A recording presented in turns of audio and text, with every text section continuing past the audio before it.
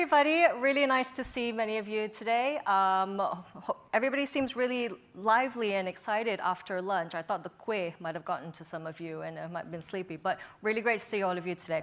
As Abby said, my name is Fauziah Marzuki, and I'm with the BloombergNEF team. The BNEF research team covers all matters of energy transition, from the commodities that underpin it, the sector transitions, the technology behind it, and the policy and financial drivers. So our job, it gets pretty complicated on a normal day trying to connect all those little icons and bubbles and teams together. Made even worse with all the uncertainty that's going on in the world today. You know, we're hearing different signals, different direction, pulled in different ways, different narratives, and we're seeing that with the energy transition investments as well.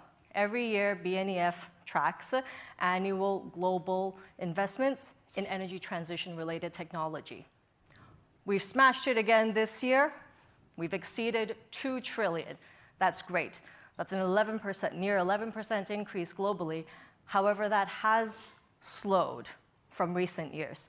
And when you start drilling down to the regional stories, that's when you start uncovering what's been happening around the world. It's going down in Europe, kind of flat in the US, tremendous growth in APAC, but 2/3 of that is actually China-led. Well, when you look at technologies, now the mature technologies, charging infrastructure, electric vehicles, renewables, wind, solar, batteries, all of that, huge chunk of investment, still growing at a tremendous rate. But the technologies that we were really hoping that could help us decarbonize the more hard-to-abate sectors, CCS, hydrogen, we are seeing a reduction in investments in those technologies as of last year. But so much money is being put in the more mature technologies, the tech that we know actually makes a difference, that we are actually going to be on that we're on the right path. Emissions are coming down, and folks, just maybe 2025 will be peak, or we would have hit peak in 2024. Let's see. But we are on the right trajectory. Every year, BloombergNEF puts out the new energy outlook. Now, this is our flagship publication. I invite you to scan the QR code if you've not had a look at it before. It is where we detail out our energy and climate scenarios to 2050 on a techno-economic basis, what we call the economic transition scenario, and our net zero scenario. Now, that economic transition scenario, if we just do all the things we should do based on cost basis and what makes economical sense, we're on a good track. We're going to see emissions actually coming down, and a large force of that is electrification. Each country will have a different trajectory, though. That has to do with the power system that each region or each country is starting with at the end of the day. But when we start to model that and look at that 2050 scenario and outlook, clean power, clean energy really does take a strong hold in all of it. But the energy transition isn't necessarily neat across all countries. Really important economies of India, Southeast Asia will potentially still see emissions grow up, or at least that's the trajectory of it. Other places like the Middle East, Latin America, Brazil, probably seeing their emissions plateau, but it's the large, more developed economies, China, Europe, the US, where we are expecting to see that emissions reduction trajectory. So good. What's underpinning that is the outlook for fossil fuels. Coal's coming down. Oil is expected to see peak in our economic transition scenario in 2032. It's gas, natural gas, consumption of natural gas that kind of swings the scenario a little bit and kind of goes up and down depending on various variables. So one of the key things that's actually showing an increase in gas consumption is its need to power a very, very, very, very hungry industry of data centers and the boom of AI. Power demand in our modeling is expected to grow 75% by 2050. A lot of that comes down to EVs, air conditioning, and data centers. Air conditioning is something we're very familiar with here in this part of the world, although I don't mind if my internet goes down, but I do mind if my AC goes off, really. 3 hugely important growth drivers with regards to power demand. And it is, so let's talk about that growth from data centers itself. You can see that really big chunk of China, that really big US chunk. If all electricity for data centers in the world, if data centers were a country, they would actually be the 4th largest power consumer after China, the US, and India. Now, that's a tremendous amount. Power demand, electricity demand from data centers will equal about 4.5% of total global power demand by 2035, and that can go up to more than 8% by 2050. Staggering numbers.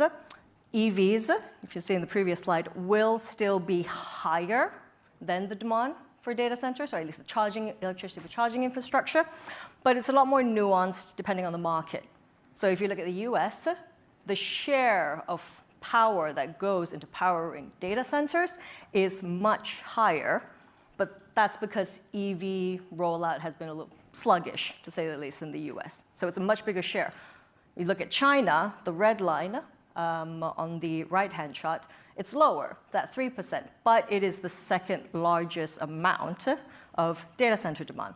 I'll turn your attention to the very light purple line there. That's actually Southeast Asia. You'll see a little nip in the 2030 part there. That's actually just reflecting the very strong pipeline of data center growth that we have in this part of the world, particularly that triangle of Singapore, Malaysia, Indonesia. So a nuanced story with regards to power demand needed to fuel data centers.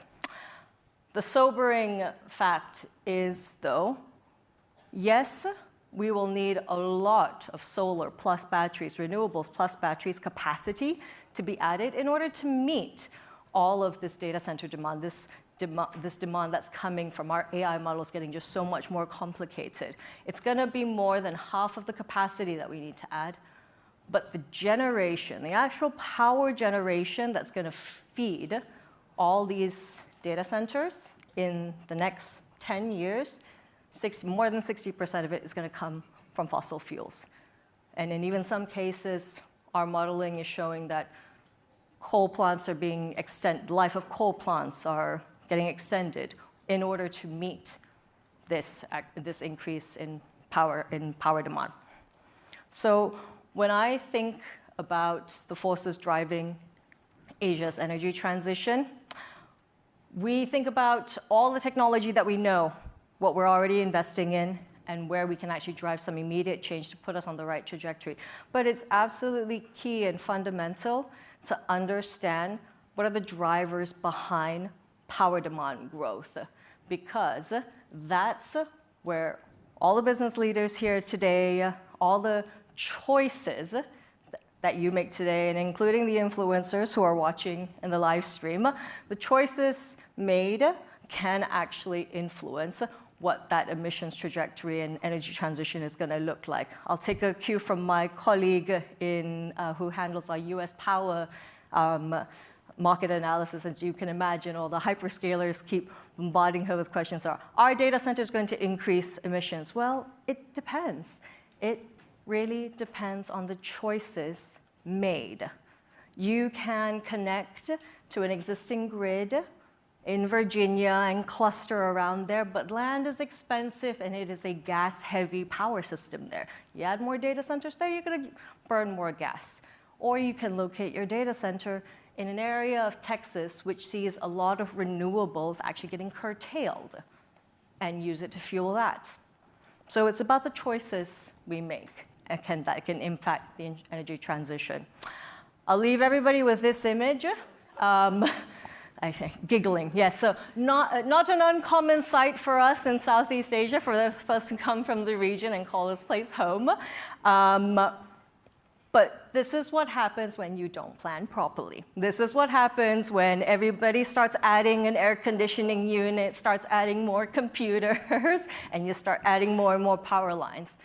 Understanding and mapping the drivers behind power demand growth will hopefully allow us to plan a bit better, be a bit smarter about our choices so that we don't have to have all our residential neighborhoods looking like this. Folks, thank you so much. Slides are available to BloombergNEF subscribers and those on the Bloomberg terminal.